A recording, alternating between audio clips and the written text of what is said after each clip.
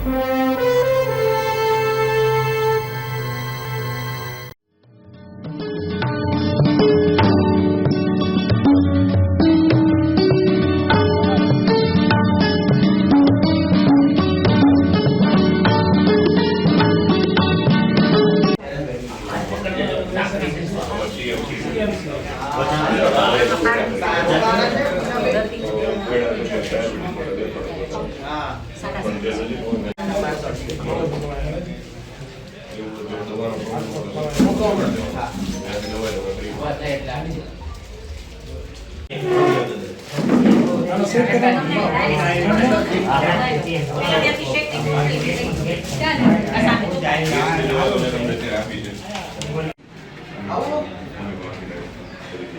જે રિપોર્ટ છે ને એમાં ઇન્ફેક્શન બતાવે છે.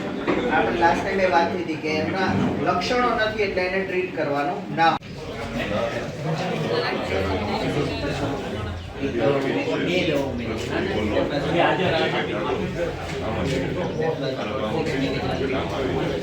જૂની ફાઇલ રિઝોલ્વ થાય પછી રાખો ખરા.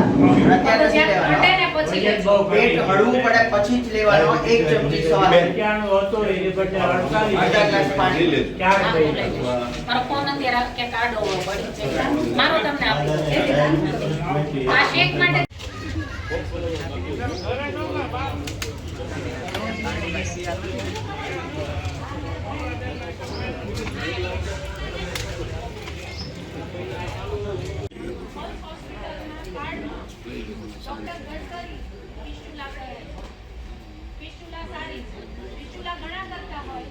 દિલુ ખબર જ છે.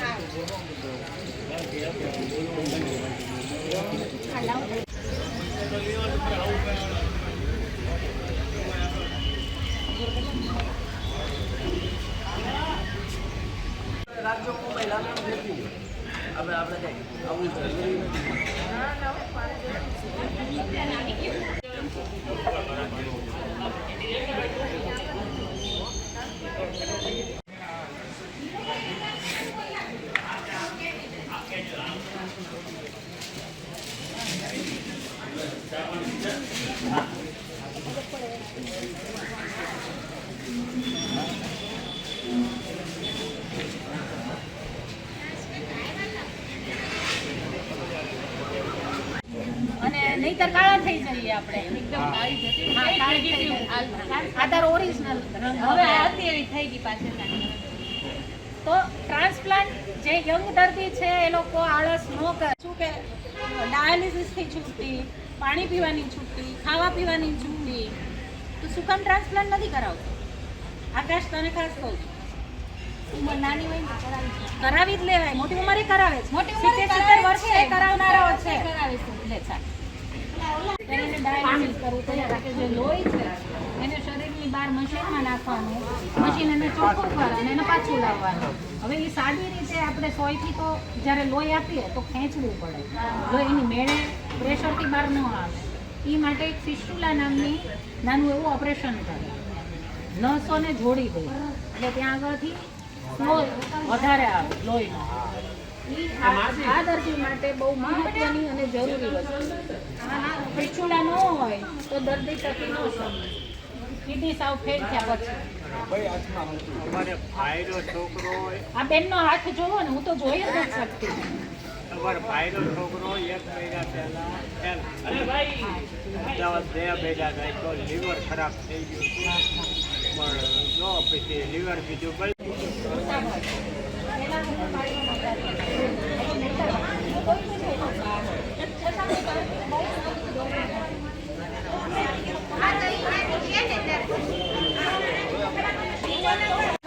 અને પ્રોટીન પાવડર આ કેમ્પમાં ડ્રગ બેંક તરફથી આપવામાં આવ્યા છે.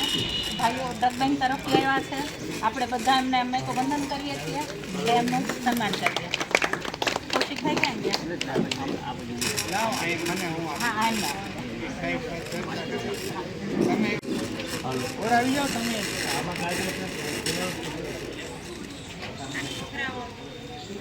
કૌશિકભાઈ આપ જાહેરાત કરો. દર્દીઓને 108 લઈ જાય બરાબર, પણ પછી જ્યારે પાછું આવવું હોય આપણે હોસ્પિટલથી તો એમ્બ્યુલન્સ માટે ઘણીવાર તકલીફ પડે, ખર્ચ ન કરી શકે એવું થાય. તો ભાવનગરમાં બ્રહ્મ સમાજના જે કૌશિકભાઈ છે આપણી સાથે જોડાયેલા છે અને કૌશિકભાઈને એ લોકો એક એમ્બ્યુલન્સ સેવા કરે છે, આપે છે. એમની ભાઈ જાહેરાત કરે. આવા બધા દર્દીઓ નોંધી લેજો તો તમને લોકોને ક્યારેક આની જરૂર પડે તો એ ફોન નંબર આપે એ પણ નોંધી લેજો.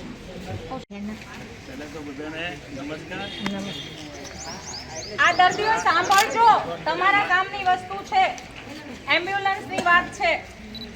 પેલું આપો ને. પૈસા લઈએ છીએ તો એ ખોટ ખાવી પડે છે. એની કરતાં એવું કરીએ તો કે ખોટ ભલે જાય પણ એની સામે સેવા થાય એવું. તો 2 મહિના એવી રીતે ખોટ ખાઈને કરી પછી 3જા મહિનેથી અમે હાવ ફ્રી સેવા કરવાનું નક્કી કર્યું કે ભાઈ થોડીક વધારે ખોટ જાય એ રીતે પણ કરવું તો એવું કરીએ કે લોકોને લાભ થાય એવું. એટલે ગઈ શિવરાત્રિની એની પહેલાંની શિવરાત્રિ 2 વર્ષથી કોઈના પૈસા લેવાનું જ બંધ કર્યું કે ભાઈ આપણે સેવા આપીએ છીએ માત્ર ભાવનગર સિટી પૂરતી ફ્રી સેવા છે. એટલે 108માં અત્યારે આપણે અહીંયા ઊભા છીએ અને મને કાંઈ થાય તો તમે કોઈ ફોન કરો 108 આવે, મને જ્યાં કહું ત્યાં લઈ જાય. પણ મને રજા આપે ત્યારે કોઈ પૂછે નહીં, ત્યારે તો મારી જાતે જ વ્યવસ્થા કરવી પડે.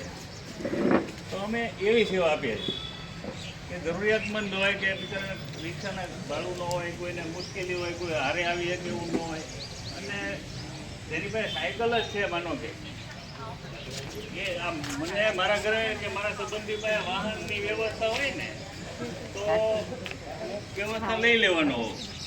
પણ જો મારી પાસે સાયકલ જ હોય અને બધાને ખબર હોય મારા સગાવાલાને ભાઈબંધોને કે આની પાસે સાયકલ જ છે ને કોઈ એમ કહે કાંઈ કામકાજ હોય તો કહેજો, તો એને ખબર જ છે કે આ કહેવાનો જ છે મને, એટલે એ પૂછશે નહીં.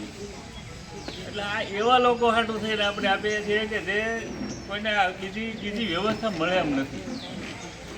તો એને એવા પેશન્ટોને ખરેખર મુશ્કેલી હોય, લઈ જવામાં તકલીફ પડતા હોય તો એને આપણે ત્યાં ફ્રી સેવા એના ઘર સુધી પહોંચાડવાની આપીએ. આ ઇમરજન્સીવાળું હોય તો તમે 108ને જ બોલાવજો. બાકી જો રૂટીન વાંધો ન હોય, અડધો કલાક કદાચ મોડા પહોંચાય ને બીજી કોઈ મુશ્કેલી ન પડે દર્દીને એવું હોય તો ચોક્કસ યાદ કરજો. 108 તમને લઈ જશે. એટલે ઉતાવળ હોય ત્યાં હોય ને કાંઈ ને કંઈ ત્યાં હોય એવું ઘણા બધામાં થઈ ગયું છે.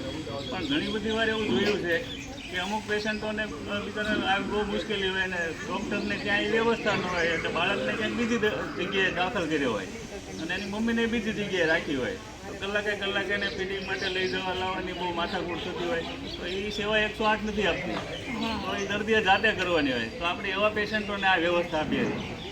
કોઈ મોટી ઉંમરના હોય, એકલા રહેતા હોય, ખરેખર ક્યાંય એને બીજી કોઈ મદદ ન મળી હોય, ક્યારેક કેવું હોય કોઈને કાંઈ સંતાન જ ન હોય અથવા તો હોય તો જ્યાં એને રૂટીન ચેકઅપમાં લઈ જવા પડશે કે કોઈ કસરત માટે લઈ જવા પડશે, ઘણા માલિક માટે કંઈ રોજ 100 રૂપિયા 200 રૂપિયા ખર્ચીને એ નહીં કરાવી શકે. આપણે એ સેવા પણ આપણે આમ આપીએ.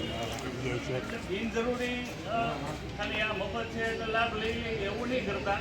108નો લાભ મળે ત્યાં સુધી એ લેજો, કારણ કે આ પછી આમાં પેટ્રોલની વ્યવસ્થા છે, આ ઘટના નથી થતું. એટલે જ્યારે ભગવાન ભગવાનની કૃપા છે તો અમે એની યોજના પણ રાખીએ છીએ કે આ ખર્ચો ક્યાંથી કાઢવાનો. એક થાય નહીં કે બેન આપે મને આ વાહન તમે કરો તો એનો ડ્રાઈવરનો ખર્ચો લાગે છે, એમાં કોઈ પેટ્રોલ પડે છે, એમાં નાનું મોટું પંચર પડે, કંઈક નુકસાન થાય, વાહન છે તો કંઈક રિપેરિંગ આવવાનું છે નાનું મોટું, તો એ ખર્ચો કેવી રીતે કોણ આપે? અમે એક વ્યવસ્થા એવી કરી કે ભાઈ ખોટ ખાવી છે તો કંઈક એવું કરીએ કે ખોટે ન જાય અને સેવાય જાય. એટલે મેં એવું નક્કી કર્યું કે એવા ભાવનગરથી 365 દાતા એવા મળે, આપણે વર્ષે એકવાર 1200 રૂપિયા આપે. એનો જન્મદિવસ હોય, એની મેરેજ એનિવર્સરી હોય, બાળકોનો જન્મદિવસ હોય તો આપણે ક્યાંક ને ક્યાંક બીજા દાન ધર્મ તો કરતા જોઈએ છીએ એ દિવસોમાં. તો એની બદલે આવી કંઈક સેવાકીય પ્રવૃત્તિમાં જાય તો એકવાર વર્ષે એકવાર 1200 રૂપિયા આપે એવા 365 લોકો મળે એટલે આખા દિવસનો આપણો આ ખર્ચો જે છે મફત સેવાનો એ નીકળે, ડ્રાઈવરનો પગાર નીકળે, એમ વાહનનો વીમો ભરવો પડે એ નીકળી જાય અને આ સેવાની સેવા થાય ને આપણે અડધી રાતે બધાને ઉપયોગી થઈએ છીએ. આવી એક યોજના કરી અમારી પાસે અત્યારે 146 દાતાઓ એવા 1200 રૂપિયાવાળા થઈ ગયા છે. એટલે અમે કોઈને ના તો નથી પડતા, હજી કદાચ નહીં થાય તો ના નથી પડવાના, પણ હાવ ભગવાનની કૃપાવાળા હોય તો હાવ એવું નહીં બધી કરતા કે ભાઈ આ મફત છે તો લાભ લ્યો ને ખાલી એવું. એને જે અનુકૂળતા હોય કે કોઈ આપણે ન દઈએ કે તો જે દેતા હોય એના એક સીનજો કે ભાઈ આ જગ્યાએ આવી રીતે સેવા આપે છે તો એ તમે આપી આપો તો જ્યાં નહીં કરતા ક્યાંય 1200 રૂપિયા આપો તો તમને વર્ષે એક વાર આવું આપવાનું નાખી દઈશ એટલે ગ્રુપમાંથી લઈ લ્યો. છતાં કૌશિકભાઈ આપણો નંબર એક બોલી દો. 9426 એ તમને યાદ નહીં રહે એની કરતા બોલી જાઓ ને અહીંયા તમે ગ્રુપમાં જ મૂકી દેશે. બોલી તો જાઓ કદાચ 9426 એમને નાસ્તો 98 અને હા ભાઈ 91 21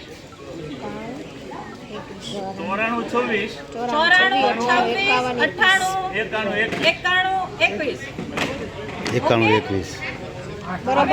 એક બીજી 91 પહેલા તો કૌશિકભાઈ 91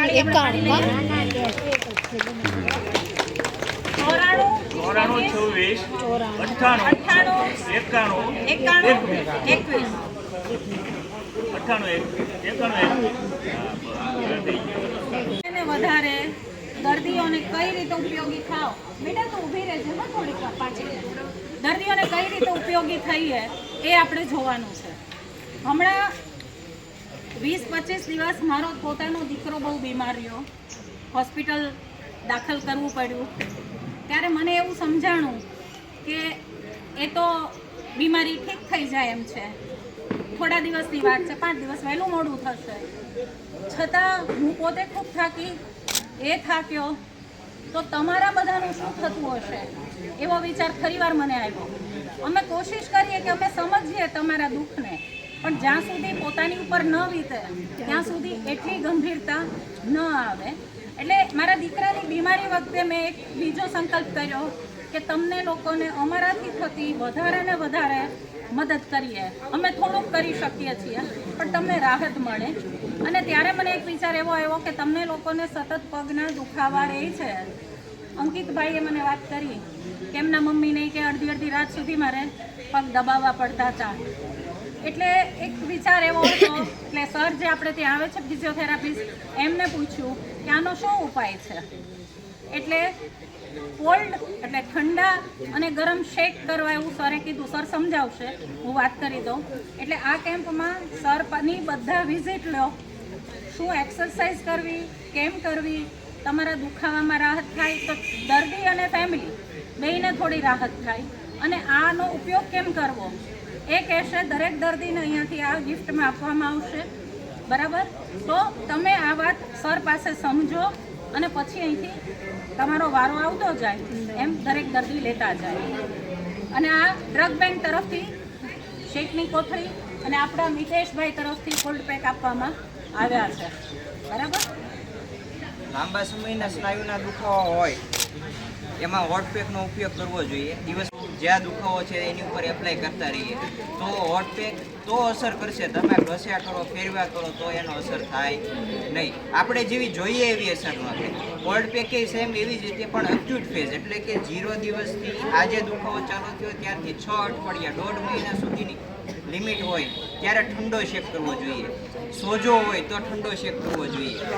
એ પણ સેમ જ તે 20 મિનિટ કરીએ, દિવસમાં 3 કે 4 વાર કરીએ તો એની અસર દેખાશે, નકર અસર દેખાય નહીં. આપણે ક્રોનિક એટલે લાંબા સમયથી હોય એટલે વધારે તકલીફ જરૂરિયાત છે નહીં, પણ ગરમ શેકની. પણ શું કરીએ કે અમે તો ગરમ શેક કરીએ છીએ, પાણી જારીએ 2 મિનિટ 5 મિનિટ, પણ એની આપણે જોઈએ એટલી અસર થાય નહીં. એટલે તમને એમ થાય કે આપણે કરીએ છીએ છતાં ફેર પડતો નથી. પણ એ પર્ટિક્યુલર જે રીતે થવું જોઈએ એ રીતે થતું નથી, એટલે તો એની અસર દેખાશે.